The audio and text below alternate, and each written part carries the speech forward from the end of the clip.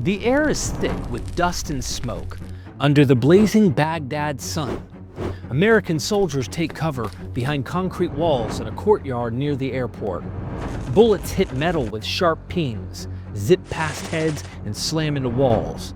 The ground shakes from explosions as the soldiers fight to stay alive. In this chaos, one man makes a decision that will save dozens of lives. Sergeant First Class Paul Ray Smith climbs onto a damaged armored vehicle.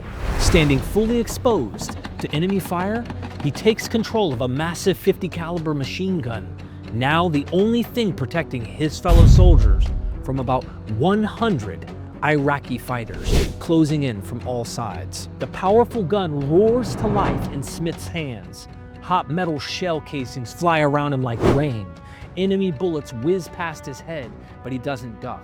Between bursts of fire, he shouts to a young soldier below, "Keep me loaded!" Smith understands exactly what's at stake. If the enemy breaks through, more than 100 American soldiers will die. With unwavering courage, he stands his ground, one man facing an overwhelming enemy force, determined to protect his soldiers, no matter the cost. Paul Ray Smith wasn't born a hero. He came into this world on September 24th, 1969 in El Paso, Texas, but grew up in Tampa, Florida. As a kid, he was just like many others, playing football, riding bikes, and sometimes getting himself into trouble. His sister Lisa remembers him as a fun-loving person, but also remarkably determined when he set his mind to something. In high school, Paul discovered he had a talent for working with his hands. He enjoyed carpentry and even rebuilt an old dune buggy with a friend, carefully fixing what others had thrown away. This patience and attention to detail would later become his trademark as a soldier. Unlike many teenagers who struggle to find direction, Paul always knew what he wanted. When asked about his future, he consistently gave the same answer: "I want to be a soldier, get married, and have kids." It was a simple dream, but one he pursued with incredible focus. After graduating from Tampa Bay Vocational Technical High School in 1988, Paul joined the U.S. Army in October 1989. He trained to become a combat engineer. That's a soldier who builds structures, clears obstacles, and supports troops who are on the front lines. While stationed in Germany, he met and fell in love with Birgit. They married in 1992 and raised 2 children together, son David, stepdaughter Jessica. You see, at home, Smith was a loving husband and father, but in uniform, he became known as a tough and demanding leader. He was an expert engineer, the best in the battalion, one officer later said. The way he motivated his soldiers, they didn't necessarily like him. He wasn't their friend, but he made them train to standard. What many of his soldiers didn't see was Smith's big heart. When one soldier's family couldn't afford Christmas due to medical bills, Smith and his wife quietly delivered food and gifts to their home without taking credit. When another soldier's baby daughter was hospitalized, Smith drove an hour each evening after work to support the worried parents. In 2003, as American forces prepared to enter Iraq, Smith wrote a letter to his parents. In it, he thanked them for raising him well and wrote words that would prove tragically prophetic. He was prepared to give all that I am to ensure that all my boys make it home. In March 2003, the United States led a coalition of countries to invade Iraq with the goal of removing Saddam Hussein from power. Smith's unit was part of the Army's 3rd Infantry Division, one of the first American forces to enter Iraq. On March 19th, Smith and his fellow soldiers crossed from Kuwait into Iraq, moving quickly through the desert toward the capital city. After fighting their way north for 2 intense weeks, U.S. forces reached the outskirts of Baghdad in early April. Before they could take the city, they needed to secure one critical location: Saddam International Airport, later renamed Baghdad International Airport, a large complex about 12 miles from downtown. Taking this airport was extremely important. It would cut off Baghdad from outside help, give American forces a secure base, and show Iraqis that Saddam's control was crumbling. On the morning of April 4th, 2003, American troops captured the airport, but Iraqi forces weren't giving up without a fight. They planned a massive counterattack to take back this crucial site. That same morning, Smith and his men from the 2nd Platoon B Company, 11th Engineer Battalion were working in a walled courtyard near the airport's main entrance. Their job was to create a temporary holding area for captured enemy soldiers. The entrance was a wide highway with high walls and guard towers on both sides, a natural choke point leading into the airfield. Inside and around this courtyard were more than 100 American soldiers of various types. Medics treating the wounded at an aid station, mortar teams providing artillery, support, scouts gathering intelligence, and engineers, just like Smith, working on construction tasks. What began as a routine morning was about to become the scene of extraordinary courage. Around 10:30 that morning, as Smith's team worked in the courtyard, lookouts spotted movement in the distance. What started as a few Iraqi soldiers quickly revealed itself as something much more dangerous. The beginning of a massive enemy assault. Smith's men saw Iraqi troops armed with AK-47 rifles, rocket-propelled grenades, RPGs, and mortars emerging from buildings to the north. Within minutes, more enemy fighters appeared, taking positions in the guard towers overlooking the Americans. Smith quickly realized they were facing about 100 Iraqi soldiers in a coordinated attack, threatening to overwhelm the courtyard where many American support troops weren't equipped for heavy combat. The attack hit with stunning force. Iraqi bullets slammed into the courtyard walls as enemy soldiers seized the northern guard tower and began firing down on the Americans from above. Other fighters moved to positions west and northeast, using buildings and trenches for cover. They threw grenades and fired mortar shells over the walls, while RPG explosions shook the ground. The Americans were caught in deadly crossfire from 3 different sides. In the opening minutes, a mortar shell hit an American Armored Personnel Carrier, that's an APC, a tank-like vehicle that transports troops. The blast wounded 3 U.S. soldiers inside and knocked out their vehicle's machine gun, creating a dangerous gap in the defenses. For a brief time, a single Bradley fighting vehicle, a more heavily armed troop carrier, provided covering fire with its powerful 25mm cannon. But suddenly, to the horror of the soldiers in the courtyard, the Bradley began pulling back to reload its ammunition. Army Specialist Billy McConnell watched in panic as it withdrew. "The dumb son of a bitch! Why is he pulling out?" With the Bradley gone and 1 armored vehicle disabled, the Americans had almost no heavy weapons left. Dozens of U.S. support personnel, including medics treating the wounded, were now extremely vulnerable to the advancing army. First Sergeant Tim Campbell, hearing urgent radio calls about wounded soldiers, ran to the front line. "We've got to kill that tower," he told Smith, pointing to the enemy-occupied guard tower, raining bullets down on them. Campbell then took a few soldiers to attack the tower from outside, leaving Smith in charge of the courtyard at this critical moment. Smith quickly assessed the dire situation. About 100 Iraqi fighters, some wearing the black uniforms of Saddam's elite forces, were attacking from multiple directions, trying to retake the airport gate. They significantly outnumbered Smith's group of about 30 engineers, and many American soldiers in the courtyard were support personnel, armed with only basic rifles. If the Iraqis broke through, they would overrun more than 100 U.S. soldiers in the area, including the wounded at the aid station and the artillery teams at the mortar pit. A breakthrough here could potentially allow the enemy to attack the entire American position at the airport, endangering everything that they had gained that day. In this moment of crisis, Smith had to make a life-altering choice: retreat through the breach in the wall to save himself and his men, or make a stand to protect everyone else at all costs. Sergeant Paul Smith chose to fight. His commitment to his mission and his fellow soldiers wouldn't let him abandon his post. He knew that if those Iraqi forces broke through, they would likely kill over 100 GIs nearby, including medics, mortar crews, and the command post down the road. Shouting over the gunfire, Smith positioned 2 platoons of soldiers along the breached wall and gate, creating a defense line to hold back the enemy.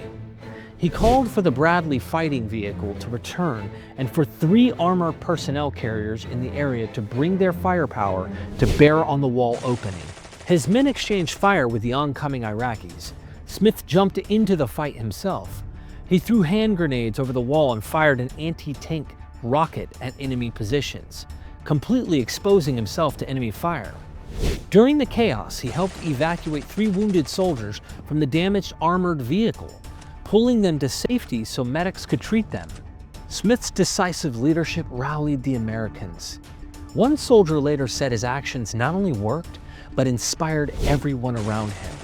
Even as bullets flew past, Smith led from the front, climbing onto the wall to throw grenades and fire at the enemy. Suddenly, an enemy mortar round scored a direct hit on an American armored vehicle in the courtyard, severely damaging it. Shrapnel wounded several soldiers inside. This was a critical moment.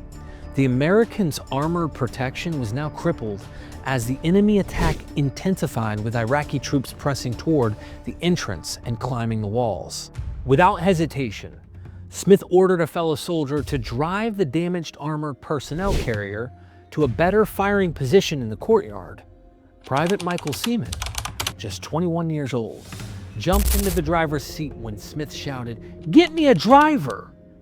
Under enemy fire, Seaman managed to back the vehicle toward the center of the courtyard, giving its top-mounted gun a clear field of fire toward the breach and tower. Then Smith did something extraordinary. He climbed up onto the top of the armored vehicle and took position behind its .50 caliber machine gun. This powerful weapon was now the only significant firepower protecting dozens of vulnerable troops. Smith understood this perfectly. He told Private Seaman to feed me ammunition whenever you hear the gun get quiet. He was determined to keep the massive gun firing without interruption. Bracing himself behind the machine gun, Smith opened fire on the advancing Iraqi soldiers. The .50 caliber rounds, bullets 5 times larger than those fired by a regular rifle, thundered out in deafening bursts. Each ammunition belt held 100 rounds that tore into the enemy ranks. Smith swept the gun from side to side, targeting the guard tower, the gate area, and the opening where Iraqi troops were trying to rush in. His rate of fire was relentless. Firing, firing, firing, reloading, firing, firing, firing, as Sergeant Robert Nowick later described.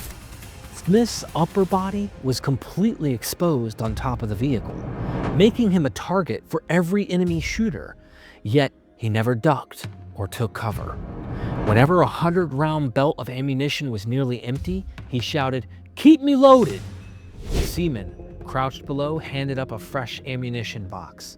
Each time Smith paused to reload, enemy fire intensified, bullets striking the vehicle's metal hull just inches from him. But each time, he resumed firing, determined to hold the attackers back. From a hole in the courtyard wall, Sergeant Tim Campbell looked back and saw Smith standing tall on the vehicle, operating the .50 cal amid a storm of gunfire. Another soldier, Sergeant James Keller, waved frantically from the breach, signaling for Smith to fall back to safety. Word had come that more Bradley vehicles were on their way as reinforcement, but Smith firmly shook his head and signaled no. He would not abandon his position. "I knew why he wouldn't leave," Keller said later. Without Smith's machine gun, there was no firepower out there. As the battle reached its peak, Smith fired box after box of ammunition. He went through at least 3 full belts, about 300 rounds, keeping the Iraqi forces from gathering for a final push. Meanwhile, outside the wall, First Sergeant Campbell's team had reached the guard tower and was fighting to clear enemy soldiers from it. Back in the courtyard, Smith kept the .50 caliber firing as the battle reached its climax. He had just called out, "Good job!" to Private Seaman. After the young driver loaded the third ammunition box, Smith ordered Seaman to now get down inside the vehicle for protection. Seaman obeyed, dropping into the vehicle's interior and covering his ears against the deafening noise as Smith continued firing. Outside, the Iraqi attackers were beginning to fall back under the relentless fire.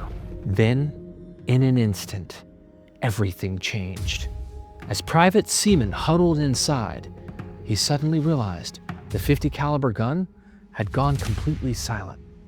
He wondered why Smith had stopped firing when there was still plenty of ammunition left. When Seaman looked through the viewing port and saw nothing, he climbed out to check. What he found was devastating. Sergeant Smith had been hit. During a brief pause between reloads, an enemy bullet had struck Smith in the neck, just above where his body armor offered protection. The wound was fatal. Smith collapsed inside the gun position, blood soaking his uniform. Seaman rushed to his fallen leader.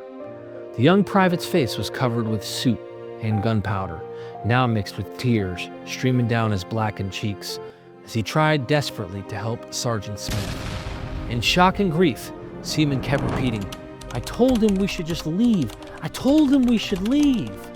But Paul Ray Smith had made his choice to stand and fight so others could live.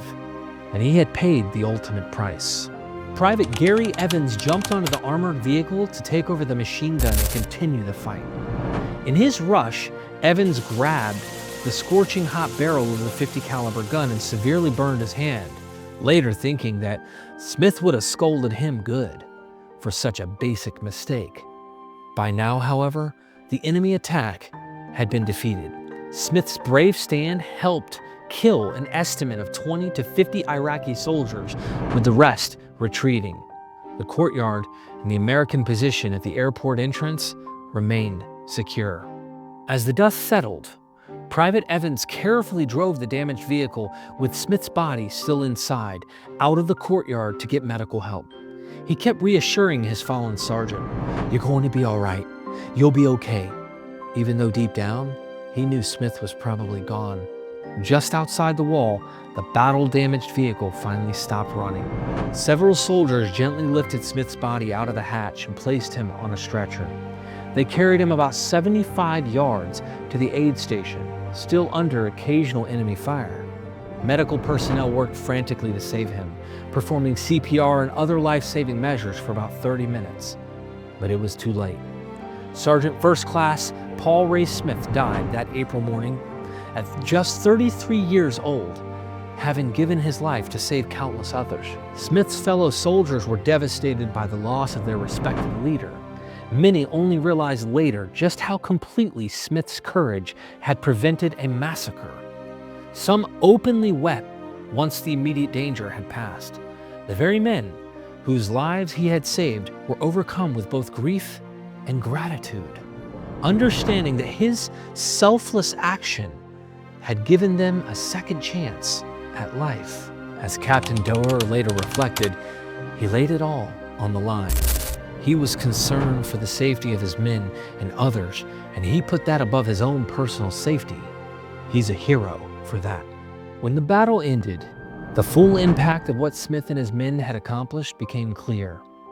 Despite being outnumbered almost 5 to 1, the Americans in the courtyard suffered no further deaths after Smith's sacrifice. His heroic defense likely saved the lives of more than 100 U.S. troops in the area. An official Army report stated that Smith's actions caused the failure of a deliberate enemy attack hours after 1st Brigade secured the Baghdad Airport. And in the larger context of the war, Smith's stand helped ensure the success of a crucial mission. Just hours after the firefight, U.S. forces secured the entire airport and began using it as a forward operating base, FOB. Within 5 days, on April 9th, 2003, Baghdad fell and Saddam Hussein's regime was officially toppled. The successful defense of the airport was a key stepping stone toward that victory. Smith's unit had prevented a counterattack that could have delayed or complicated the advance on the capital. Every soldier who was there knew that if not for Sergeant Paul Ray Smith, many of them would never have made it home. Soon after the battle, his commanding officers began the process of nominating him for the nation's highest military award, the Medal of Honor. Brigadier General William Grimsley, who commanded the brigade that day, personally recommended Smith for this honor, recognizing the extraordinary bravery he had witnessed. It was obvious to everyone that Smith's actions had gone far above the normal call of duty. He had faced overwhelming odds, held his position despite extreme personal danger, and given his life to protect others, embodying the highest values of the U.S. Army. 2 years later, on April 4th, 2005, exactly 2 years after his final battle, a special ceremony took place at the White House. President George W. Bush presented the Medal of Honor to Smith's family, his 11-year-old son, David. He accepted that medal on behalf of his father. During the emotional ceremony, President Bush spoke about Smith's courage and the lives he saved. He said, "We thank his family for the father, husband, and son, and brother who can never be replaced. We recall with appreciation the fellow soldiers whose lives he saved, and we express our gratitude for a new generation of Americans every bit as selfless and dedicated to liberty as any that has gone on before, a dedication exemplified by the sacrifice and valor of Sergeant First Class Paul Ray Smith." Smith became the first service member to receive the Medal of Honor during the War on Terror. His legacy continues in many ways. In Baghdad, soldiers held a memorial in 2008 at the very site of his last stand, noting that they could still see the bullet holes in the tower that stood as a silent witness to the battle. And back in the United States, several schools in Florida now bear his name, ensuring children in his home state learn about this local hero. His widow, Birgit, said at one school dedication, "I hope the students live like him, be brave, go on with life, and be there for each other." In the U.S. Army, Smith's story is now taught as a perfect example of outstanding leadership and courage under fire. He has been inducted into the Pentagon's Hall of Heroes alongside all Medal of Honor recipients throughout American history. Soldiers across the services still speak of him with deep respect. In his final letter home before entering Iraq, Smith had written words that would prove prophetic. "I am prepared to give all that I am to ensure that all my boys make it home." On that armored vehicle, facing overwhelming odds, Paul Smith fulfilled that promise with his life. General Douglas MacArthur once said, "Duty, honor, country. Those three hallowed words reverently dictate what you ought to be, what you can be, and what you will be." On April 4th, 2003, Sergeant First Class Paul Ray Smith lived those words until his final breath, standing alone against 100 enemies so that others might live. Through his sacrifice, Smith reminds us of the extraordinary courage found in ordinary Americans. Though his life ended too soon, his legacy of selfless bravery will endure forever in American military history and in the hearts of many soldiers who returned home because one man refused to back down. And thank you for watching the Forgotten Hero podcast, where we honor the brave and we remember the forgotten.